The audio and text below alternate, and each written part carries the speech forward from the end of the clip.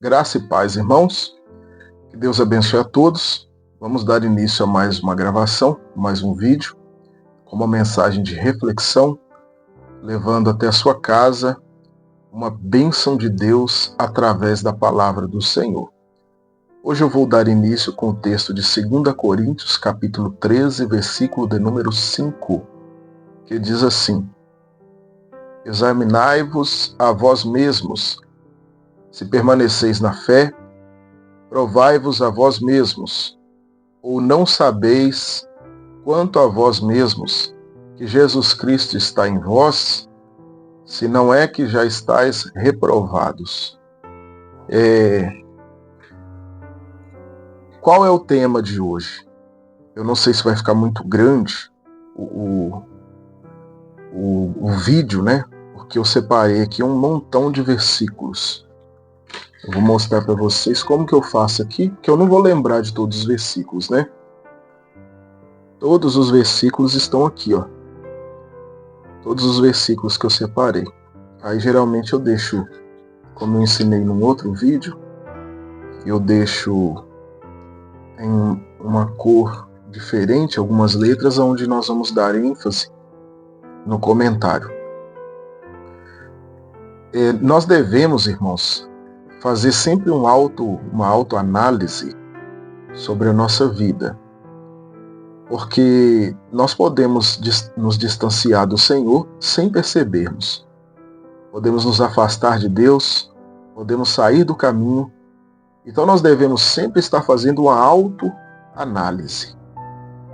Se você já leu, eu não sei se você já leu as duas epístolas que tem na Bíblia, aos Coríntios, escritas pelo apóstolo Paulo, quem leu vai perceber que a igreja de Corinto ela foi uma igreja muito problemática e uma igreja que deu muito trabalho para o apóstolo Paulo.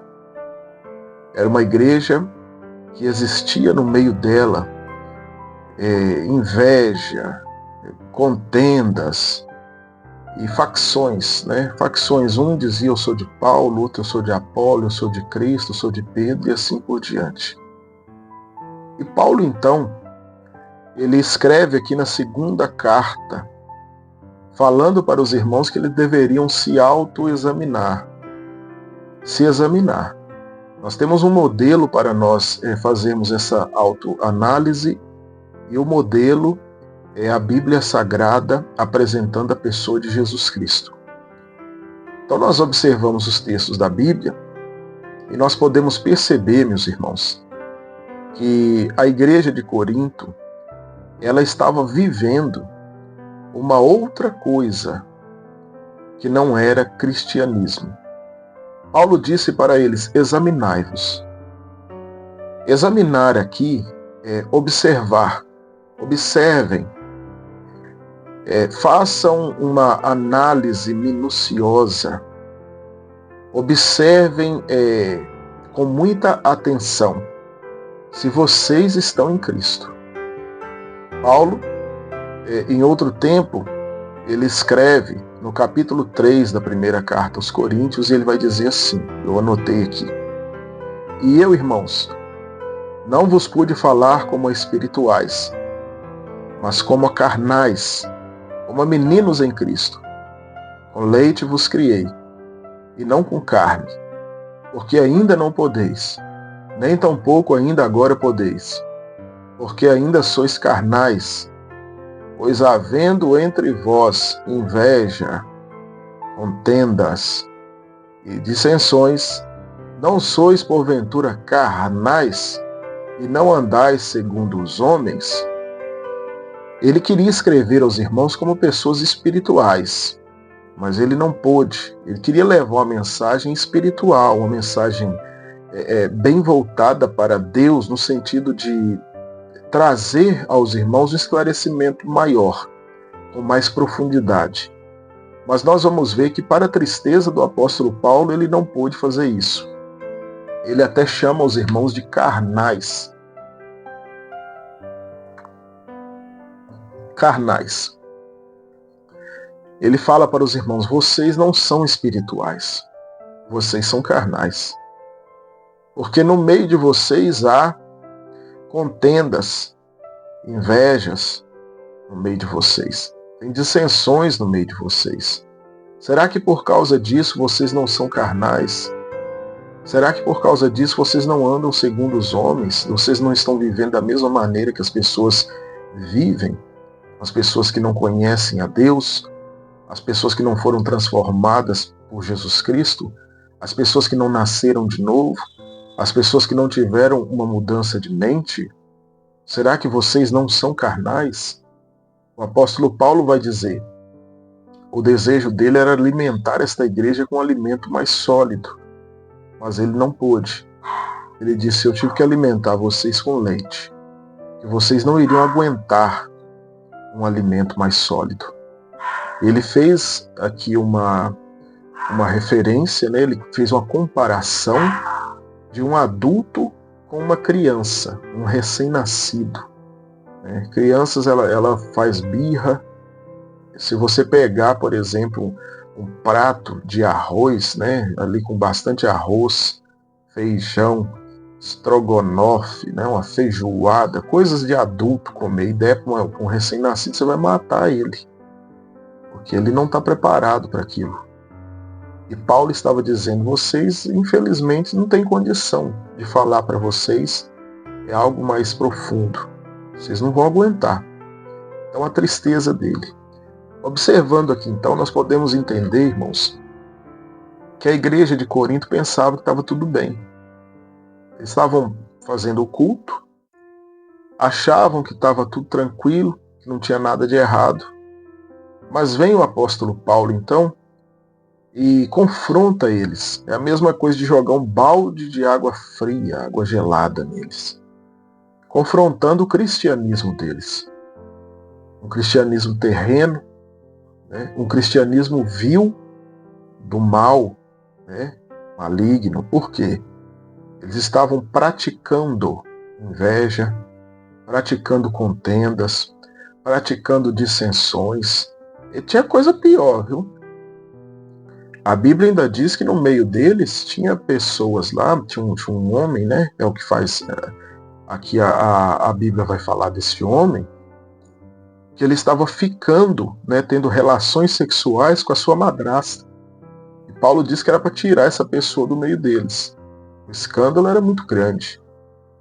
Então, nós vamos ver, meus irmãos, que se nós não fizermos constantemente uma autoanálise, nós podemos sair do caminho. Então tome cuidado.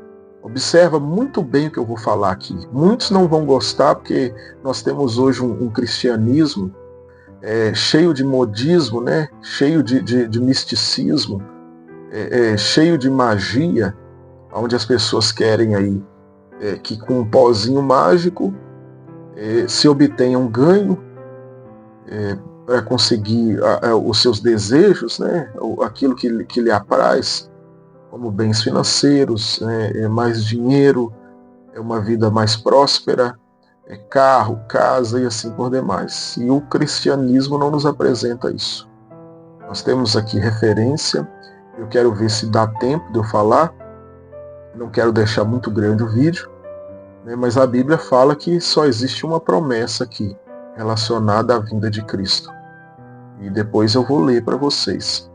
Então, dando sequência, nós precisamos entender, então, para fazermos esta autoanálise, por que o Senhor Jesus veio na Terra? Para que o Senhor Jesus veio na Terra? Então existe um objetivo aí, existe um algo. O Senhor Jesus, ele iria fazer algo, ou ele veio fazer algo, Nós precisamos entender. Por quê? Porque senão nós vamos perder o foco para ensinos fraudulentos, anti-Deus, anticristo, antibíblicos. Então nós precisamos tomar muito cuidado com isso. Eu vou ajustar aqui um pouco a câmera. Isso. Tomar muito cuidado, meus irmãos. Preste muita atenção no que eu vou falar. Porque senão alguém pode estar te enganando sem você perceber. E você mesmo pode estar se enganando. É isso mesmo. Porque se alguém de fora falar mas você estiver verdadeiramente fixado, né, agarrado, preso à pessoa de Jesus, não vai ter um destravio de caminho, uma mudança de percurso. Mas quando o coração ele já está vivendo, né, uma inclinação maior para as coisas que não são de Deus, inclusive heresias, aí sim vai haver um distanciamento, uma queda, né, dos preceitos de Deus. 1 João capítulo 2, não, vou ler Isaías 61, versículo 1 primeiro. Diz assim, ó: O Espírito do Senhor Deus está sobre mim, porque o Senhor me ungiu para pregar boas novas aos mansos, enviou-me a restaurar os contritos de coração, a proclamar liberdade aos cativos e a abertura de prisão aos presos. Então não vou ler todo o texto, mas se você quiser depois leia Isaías capítulo 61, Isaías capítulo 53. Leia toda a Bíblia, né? Estude ela. Para que o Senhor Jesus veio? Está aqui. Deus ungiu o Filho para isso. O Filho veio ao mundo para libertar as pessoas. O Filho veio ao mundo para tirar as pessoas do engano. O Filho veio ao mundo para tirar as pessoas debaixo do poder do pecado, do jugo do pecado. Quando a pessoa é justificada ali, ele é salvo, Deus ele anula o poder do pecado sobre a pessoa. Você não é mais escravo do pecado. Então, você já não vai viver mais na prática do pecado. Aquela constância, né? A pessoa que constantemente está praticando o pecado. Ele veio para isso. No meio dessa libertação, dessa mudança de caráter, dessa mudança de vida, ele faz uma promessa, né? João vai falar, e João vai dizer assim, ó, 1 João capítulo 2, versículo 25 e versículo de número 26. E esta é a promessa que ele nos fez, a vida eterna. Essas coisas vos escrevi acerca dos que vos enganam. Então eu escrevi vocês a respeito dos que vos enganam, para que você não seja enganado. A promessa que ele te fez, a promessa que ele me fez é essa, a da vida eterna. Essas outras promessas que estão aparecendo aí, que não vêm neste pacote, né, escrito vida eterna, são promessas vãs, são promessas terrenas, são promessas humanas e muitas vezes promessas demoníacas e diabólicas para afastar você de Deus. Você pode estar pensando, mas eu frequento a igreja, eu frequento os cultos, eu participo daquele ajuntamento para poder cultuar. Mas existe um porém aí. Satanás tem trabalhado de uma maneira, o inimigo das nossas almas, que ele não quer simplesmente que você saia dali do meio, ou que você saia de uma congregação. Ele quer que você fique em um local pensando estar salvo, pensando ser salvo e pensando estar agradando a Deus. Esse é um dos objetivos de Satanás. Ele quer manipular a sua mente, enganando você. Na segunda carta do apóstolo Paulo aos Coríntios, no capítulo 10, do versículo 4 em diante, Paulo vai dizer que as nossas armas, elas não são carnais. Elas são poderosas em Deus para a destruição das fortalezas. Fortaleza, preste atenção nisso.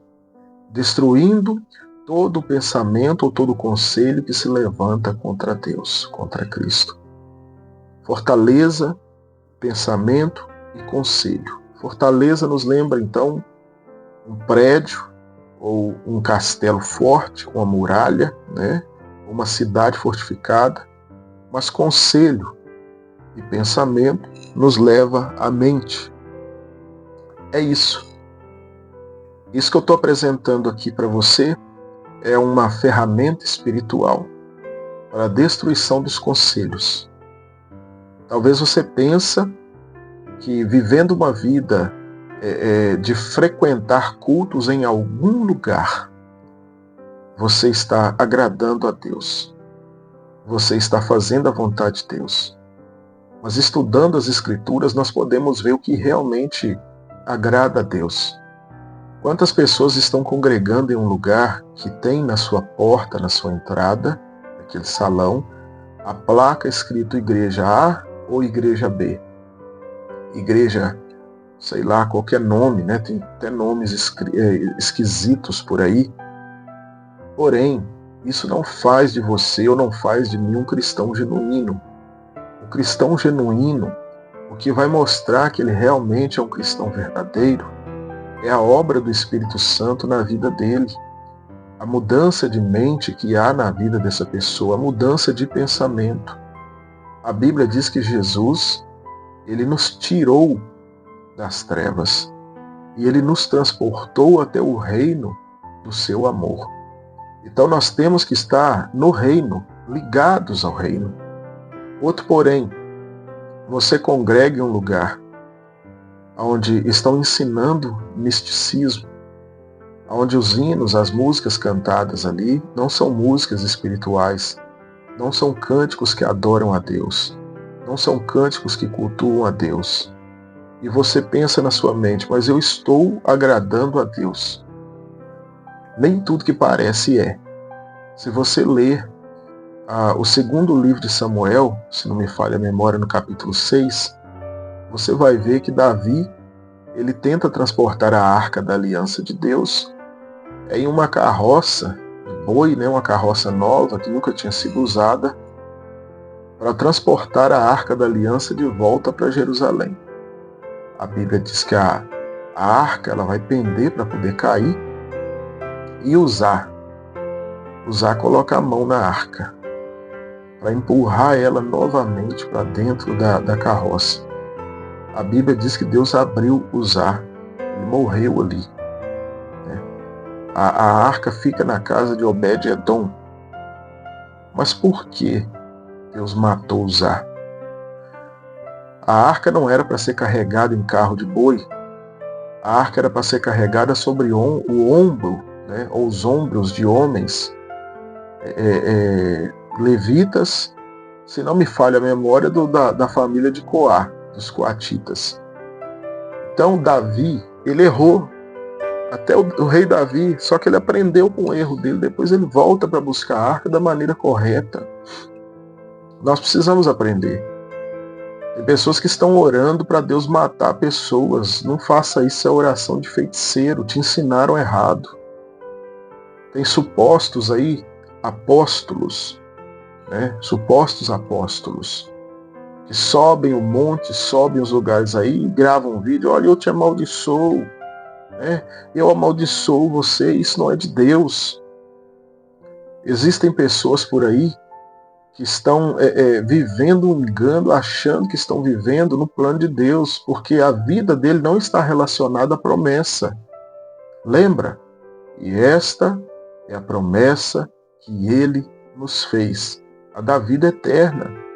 Irmãos, todo cristão verdadeiro ele deve aguardar desejosamente, ardentemente, a volta do Senhor Jesus. A vinda do Senhor Jesus para a sua igreja. Maranata, ora vem Senhor Jesus. É a nossa esperança, meus irmãos. Não existe outra coisa. Né? Existem por aí uma grande massa de pastores se enriquecendo, né? Apóstolos, bispos e semideuses, né?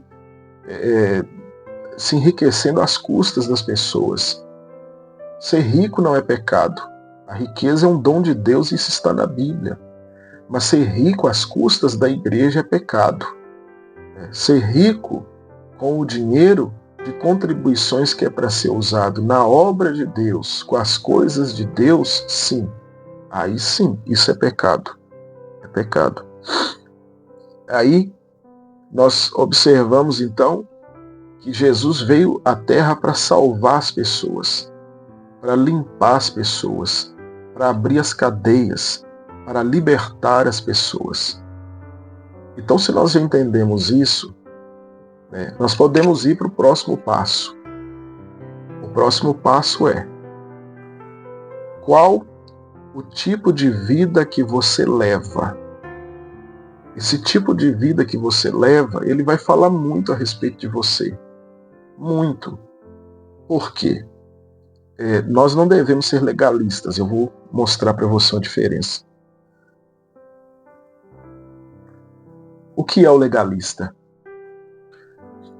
O legalista é aquele que vive, uma vida íntegra, uma vida reta, até comparando a sua vida com a de outras pessoas, se achando melhor e pensando que pelas suas obras ele será salvo.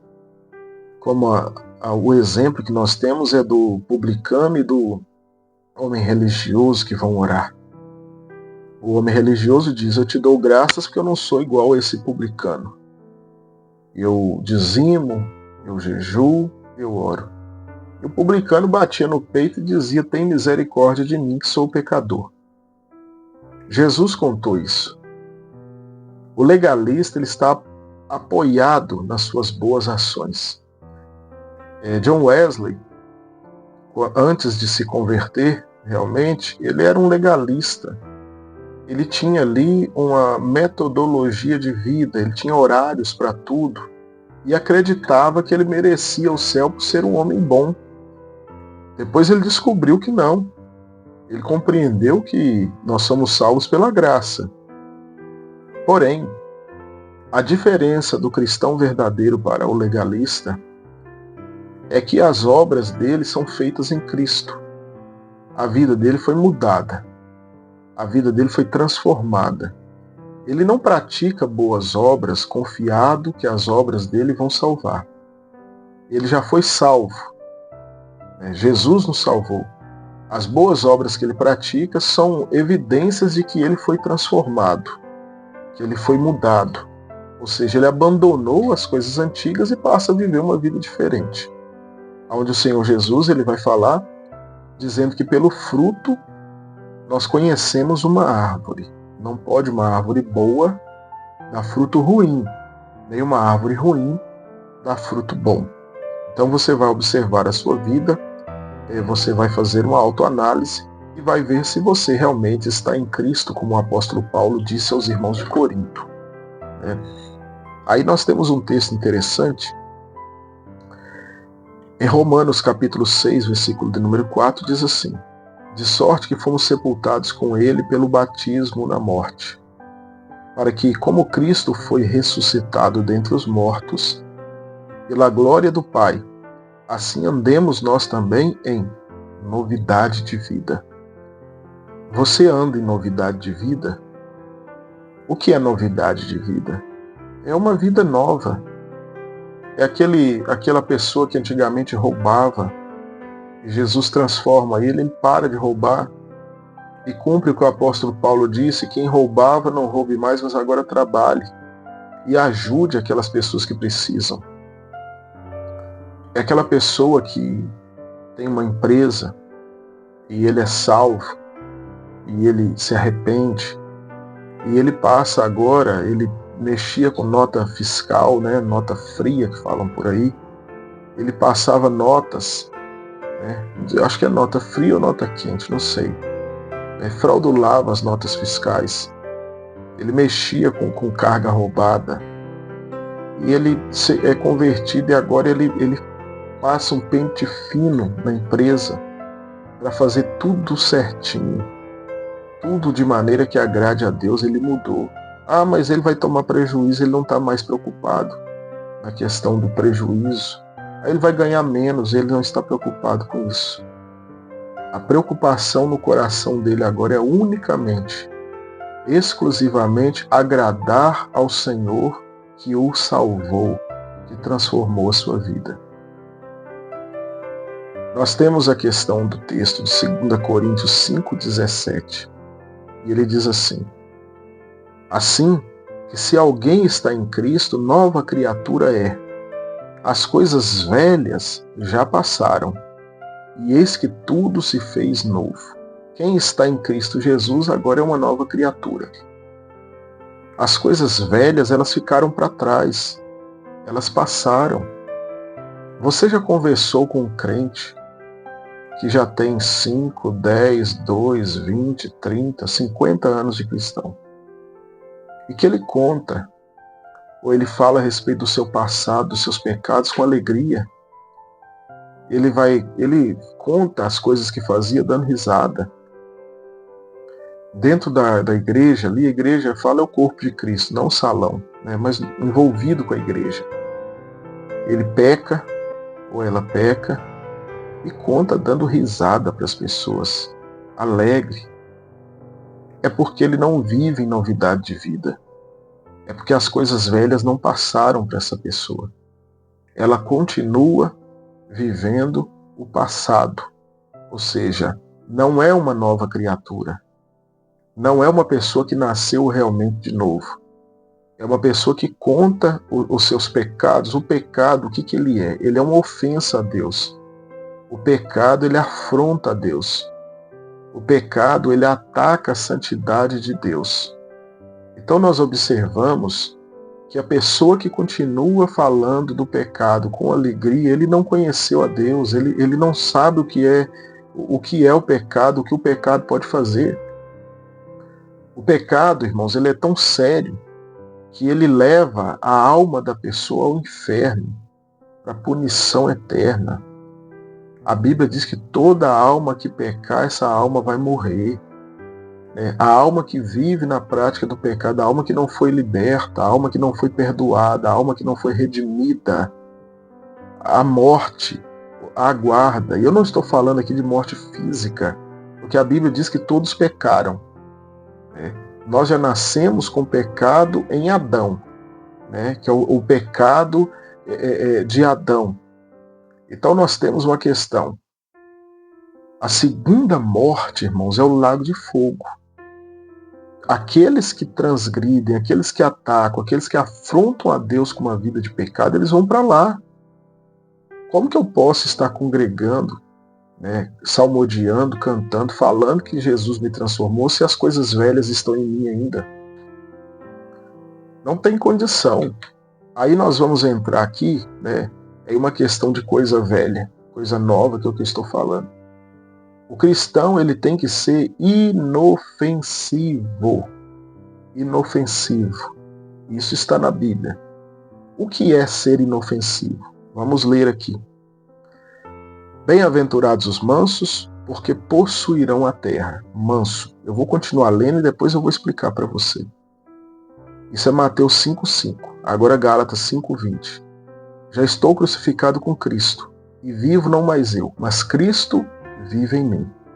E a vida que agora vivo na carne, vivo-a pela fé do Filho de Deus, o qual me amou e se entregou a si mesmo por mim. Gálatas, capítulo 5, versículo 24. E os que são de Cristo crucificaram a carne com as suas paixões e concupiscências. Crucificaram com seus desejos, mortificaram as suas vontades. Então, se os mansos possuíram a terra, o que é ser manso? Ser manso está relacionado ao exemplo que Jesus deu. Isaías 53,7 diz que ele foi levado, ele foi oprimido e ele também foi afligido, mas ele não abriu a sua boca. Como ovelha muda, foi levado até o matador. Ele não abriu a boca. Aí Pedro vai explicar. Pedro explica isso. Pedro diz, e eu até marquei aqui, 1 de Pedro 2, 21 e 23 diz assim: porque para isto sois chamados, pois também Cristo padeceu por nós, deixando-nos o exemplo está em Cristo, para que sigais as suas pisaduras. Então nós devemos seguir o exemplo de quem? Do Senhor Jesus. Não é de A ou B, o qual não cometeu pecado e nem a sua boca se achou engano. Não achou engano na boca dele. O qual, quando o injuriavam, não injuriava, E quando padecia, não ameaçava, mas entregava-se àquele que julga justamente. Jesus, ele não ameaçou, embora ele tivesse poder para isso, ele tem poder. Enquanto ele era maltratado, injuriado ali, ele é manso. Irmãos, mansidão aqui é aquela pessoa que não representa periculosidade. Aquele cristão violento, aquele cristão agressivo, aquele cristão que bota medo, né? É o famoso mau elemento. O cristão não pode ser assim não, meus irmãos. De maneira nenhuma. Nós devemos ser vistos pelos ímpios, pela sociedade, como pessoas mansas. Mansas. Ah, mas se quando eu estiver ali no meio dos ímpios, eles vão se aproveitar de mim. E quem mandou você estar no meio dos ímpios? Quem disse que você tem que estar no meio deles? A Bíblia diz o seguinte, Salmo de número 1, bem-aventurado é o varão, que não anda segundo o conselho dos ímpios, que não se detém no caminho dos pecadores, e nem se assenta à roda dos escarnecedores. Não é para você estar no meio deles. Não é para você estar entre eles. Não é para você fazer isso. Ah, mas eu lá no meu trabalho, no seu trabalho você é crente. Você não deve ser só crente, só cristão dentro de um salão, no ajuntamento da igreja, numa reunião para poder cultuar. Isso pesa muito na nossa vida espiritual, essa comparação. Até que ponto nós somos cristãos? Será que é somente dentro do salão ali, na hora de cultuar? Então nós temos um exemplo muito grande, que é o exemplo, né?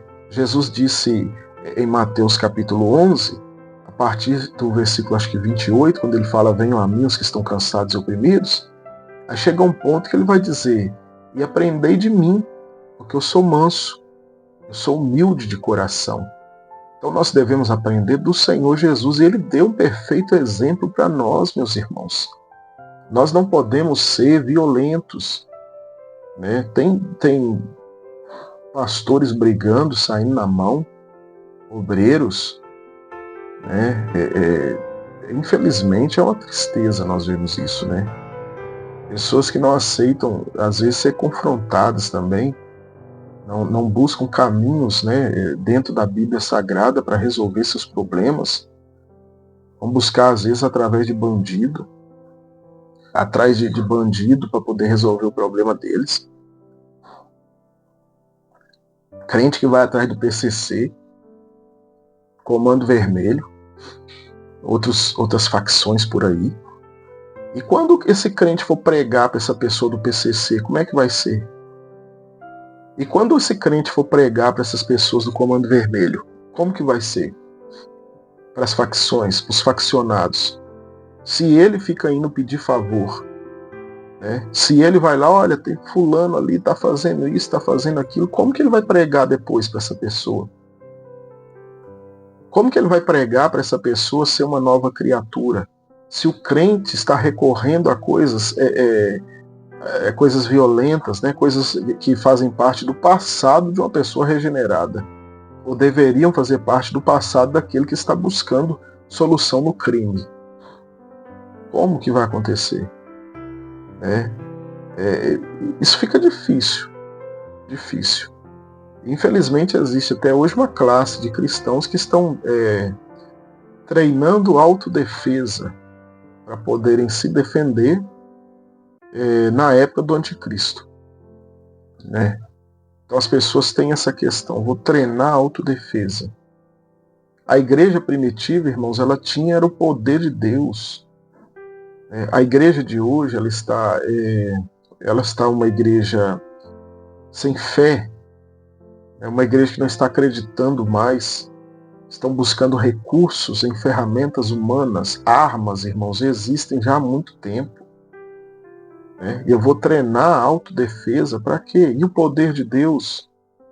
Ah, mas e se Deus for permitir que eu morra? Nós vamos morrer, irmãos, e depois disso, o que tem para nós depois dessa vida? Se aqui é passageiro. A igreja primitiva entrava dentro do Coliseu de Roma cantando, adorando, cultuando a Deus, porque sabiam que iriam se encontrar com o Senhor. O número de cristãos, irmãos, era assustador, eles estavam crescendo cada vez mais. Se eles quisessem, eles poderiam montar um exército. Mas eles não queriam, porque eles sabiam, irmãos, que não era para montar exército. Não era para isso. Então, se nós morremos em Cristo, nós somos salvos. Eternidade para nós, irmãos, com Deus. E se o ímpio morrer, o ímpio vai para o inferno.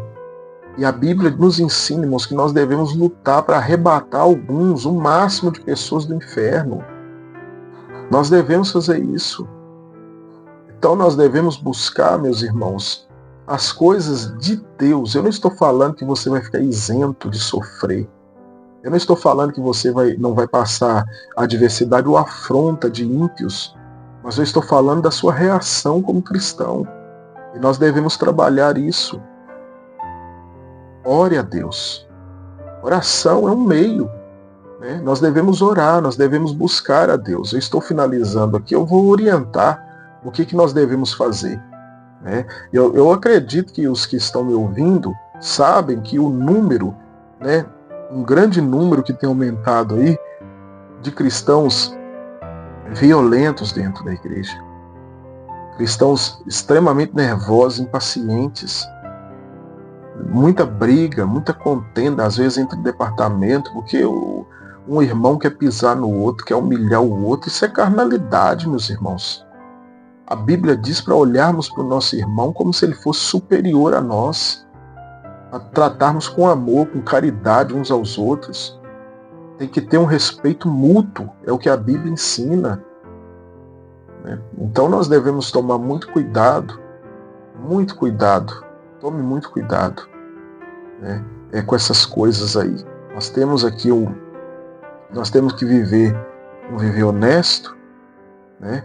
1 de Pedro 2:12 diz assim, ó, e eu vou falar outra coisa aqui para vocês muito interessante que Jonathan Edwards dizia, né? Pastor Jonathan Edwards: tendo o vosso viver honesto entre os gentios, presta atenção, para que naquilo em que falam mal de vós, como de malfeitores, glorifiquem a Deus no dia da sua visitação. Meu Deus do céu, nós podíamos até fechar aqui com esse texto. Teu viver honesto no meio dos gentios. Os gentios é aqueles aqui que está representando os que não conhecem a Deus. Para quê? Para que quando eles falarem mal de você, quando eles falarem mal de mim, como se nós fôssemos malfeitores, sem sermos, no dia da visitação de Deus, no dia que Deus visitar, no dia que eles se converterem, né, porque alguns deles se convertem depois, eles vão glorificar a Deus por causa da sua vida, por causa da minha vida. Eles vão falar: louvado seja Deus, que colocou aquele crente no meu caminho. Um homem piedoso, uma mulher piedosa, que tinham um viver honesto. Nós temos aqui uma outra questão envolvendo isso. O Jonathan Edwards disse uma frase interessante. Ele disse: olha, quando as pessoas estiverem falando mal de você, quando as pessoas estiverem acusando você, você deve parar e analisar o que ela está falando. Porque se ela estiver mentindo, tudo bem, é apenas uma calúnia, né? Uma difamação que essa pessoa levantou contra você. Mas e se essa pessoa estiver falando a verdade? Se essa pessoa estiver falando que você é um caloteiro e você for, e se essa pessoa estiver falando que você é um iracundo e você for, e se essa pessoa estiver falando que você é um adúltero e você for, e se essa pessoa estiver falando que você é um praguejador, um agoreiro, um feiticeiro dentro da igreja e você for, como que vai ficar? E o dia do juízo para você, e quando você fechar os olhos aqui na terra? E quando eu fechar os meus olhos também aqui na terra? E se essa pessoa estiver falando a verdade? E se todas as acusações dessa pessoa não for mentira? Nós devemos nos atentar a isso também. Porque muitas vezes pode ser mentira. Mas e se for verdade? Nós devemos analisar para quê? para que nós observemos, venhamos a nos arrepender, buscar em Deus o perdão e pedir a Deus, então, a restauração de vida. Assim como Deus orou ao salmista, né, Deus pediu ao salmista para que assim como, olha, estou até trocando salmista com Deus aqui, assim como o salmista pediu a Deus, né, para que Deus o transformasse, né, o Salmo de número 51, o salmista Davi, ele roga a Deus para Deus fazer ele ser uma nova criatura, criar um coração puro, um coração reto, temente a Deus, um espírito renovado. Nós devemos ter, irmãos, essa sensibilidade. Aí nós temos, então, essa questão do comportamento e uma outra questão aqui, né, que nós devemos observar, mais 2 textos que eu vou ler para você. Observar o nosso comportamento no trabalho, se nós estamos dando bom testemunho também no trabalho, né? Aqui vai falar a respeito de trabalhar, mas tem pessoa que ele é quietinho na congregação, mas é sem vergonha no trabalho. Aquele homem safado, né, sem vergonha, que não pode ver uma mulher, e aquela mulher sem vergonha também, né, que vive uma vida sem pudor, né, que fica dando espaço para brincadeirinhas, para qualquer coisa com homens ali no trabalho, né? Então vira ali uma sem vergonhice tamanha, um mau exemplo. Então, outra coisa, essa palavra, essa mensagem que eu estou falando não vai ter eficácia em todo mundo. Eu sei que quem não está em Cristo, quem não gosta de Cristo, quem só vai para a congregação às vezes para poder atribular a vida dos outros, ou para passar o tempo, não vai aceitar isso aqui de maneira alguma, né? Aqueles que estão com a mente cauterizada a ponto de ouvir essa mensagem e gerar coceira no ouvido, né, comichão no ouvido, vai falar de uma inquietação que a pessoa não gosta do Evangelho, também não vão aceitar. Mas para aquela pessoa que é cristão, que se afastou do caminho e que quer voltar, então, né, aquele zelo, aquele primeiro amor que era zeloso pelas coisas de Deus, por Deus, né, com determinado fervor, ela vai ouvir e vai dar crédito. E a Bíblia diz assim, 1 de Pedro 2, 18 e 19: Vós servos, sujeitai-vos com todo o temor aos senhores, estejam sujeitos debaixo do jugo deles, aos senhores aqui, aos seus chefes, seus patrões, não somente aos bons e humanos, mas também aos maus, porque é coisa agradável que alguém, por causa da consciência para com Deus, que é o que nós devemos ter, uma consciência para com Deus, sofra agravos padecendo injustamente. Então é agradável a Deus que nós soframos porque nós temos uma consciência, ou seja, se nós estamos trabalhando em um lugar onde o chefe é mau, onde o encarregado é mau, nós não devemos ficar batendo boca com eles. Vamos trabalhar. Ah, mas ele me maltrata. Mas você tem a consciência, né, de uma nova criatura. Você sabe, né? Isso é maturidade. Maturidade. Você sabe que ele é ímpio. É maturidade. Você sabe que ele não é crente. É maturidade. Você sabe que é uma pessoa sem Deus. Você sabe que é uma pessoa que não nasceu de novo. Isso é maturidade, irmãos. É você saber diferenciar uma pessoa da outra. É você saber, meus irmãos, quem está em Cristo ou não está em Cristo. E suportar. E trabalhar com alegria, né? Fazendo ali com perfeição, né? Com o máximo de zelo o seu trabalho. Aos Colossenses, Paulo vai escrever no capítulo 3, versículo 22 e 23, ele vai escrever assim, ó: Vós servos, obedecei em tudo os vossos senhores segundo a carne, não servindo só na aparência, como para agradar aos homens, mas em simplicidade de coração, temendo a Deus. E tudo quanto fizerdes, fazei-o de todo o coração, como ao Senhor e não aos homens. Né? Primeiro, não servir só de aparência. Tem crentes que estão indo na onda do mundo só quando o chefe está perto, ele trabalha direitinho. Quando o chefe vai embora, não, o problema é da empresa. Né? Não. Vamos trabalhar com zelo, com alegria, do mesmo jeito que se estivesse na frente dele. E outra coisa, a comparação aqui é que nós devemos trabalhar não como se fosse a homens, mas sim como se fosse ao próprio Deus. Fazer como se fosse para o próprio Senhor Jesus. A Bíblia diz, fazei-o de todo o coração. Todo o coração. Ter apreço em zelar pelo bom nome de Deus. Porque alguém vai dizer, ali é um crente, ó. Aquele ali é um autêntico servo de Deus. Por causa de quê? Do seu comportamento. Lembra de, acho que é 2 Reis 4, né, que vai falar sobre a sunamita e o seu marido, e sobre Eliseu. Eliseu passava, a Bíblia diz que ela falou para o marido, olha, aquele homem ali, eu tenho observado que ele é um santo homem de Deus. Ela observava e percebeu, pelo testemunho de vida de Eliseu, que ele era um homem de Deus. As pessoas estão nos observando, meus irmãos. Estão vendo a nossa vida, estão nos enxergando. Alguém vai dizer se nós somos um santo homem de Deus ou não. Uma santa mulher de Deus ou não. Então nós devemos ter o quê?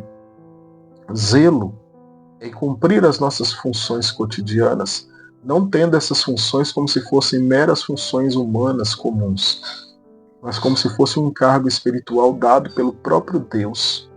Glorificar o nome do Senhor dando bom testemunho. Glorificar o nome do Senhor trabalhando direitinho. Se é na produção, vamos produzir direitinho, como se o patrão estivesse perto. É para Jesus, eu vou fazer para Jesus. Jesus está ali do nosso lado.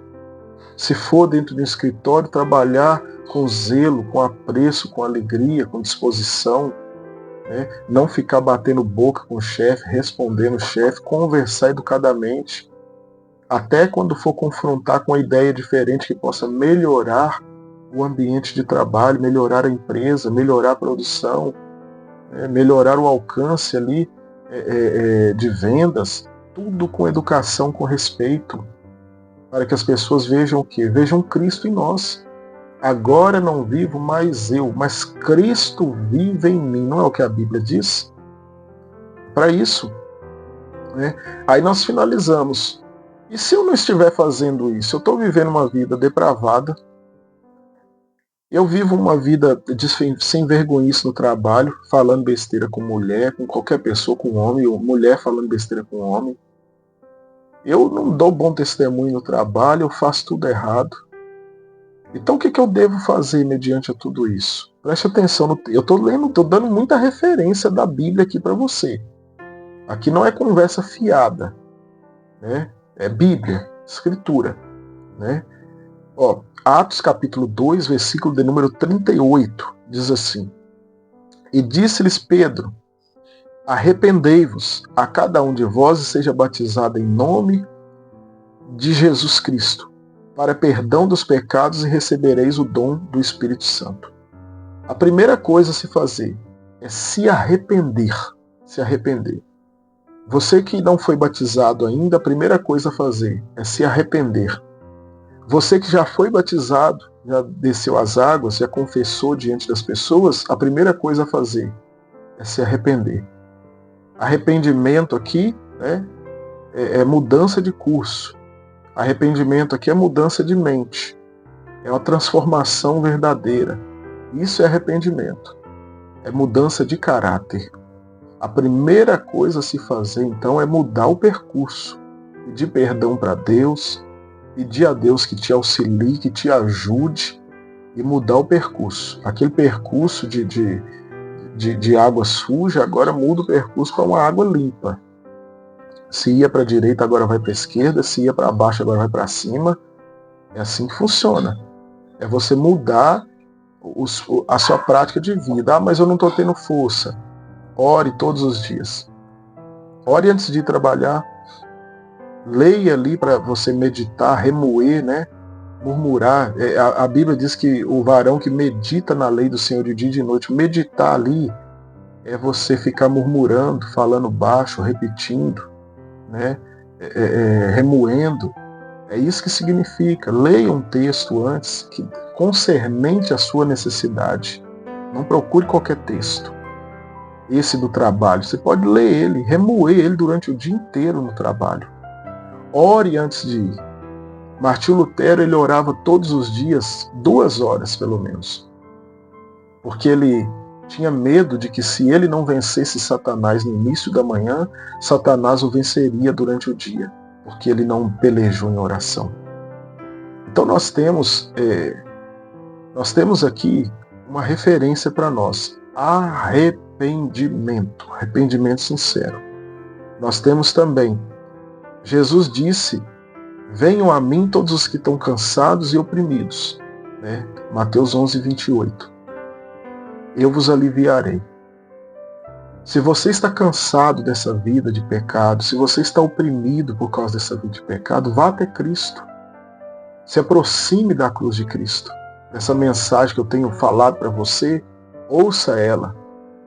Dobre o seu joelho aonde você estiver. Ore a Deus. Se você estiver no seu trabalho, curve a sua cabeça. Vá no banheiro, dobre o joelho lá dentro. Peça perdão a Deus. Diga para Ele que você está cansado. Diga para Ele que você está oprimido. Diga para Ele que você já está fadigado. Peça alívio para Ele e Ele vai lhe dar alívio à sua alma. O alívio é instantâneo. Instantâneo. Instantâneo. Eu me lembro de quando eu entrei na igreja, eu ouvi uma voz falando comigo para mim entrar. Ouvi a voz falando 2 vezes, eu estava passando na porta com uma depressão absurda.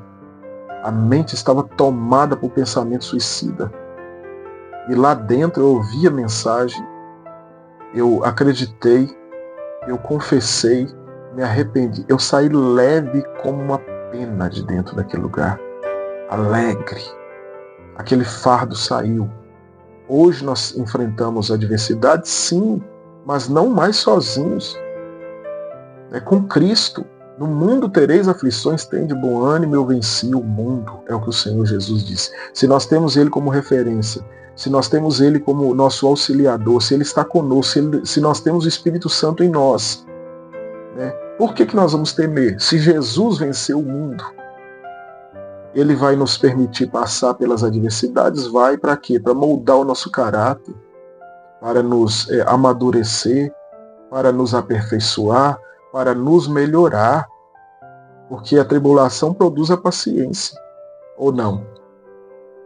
A tribulação produz a paciência. Tem pessoas que são impacientes, aí Deus permite passar pela tribulação, e assim por diante. Então, preste atenção. Finalizando, né?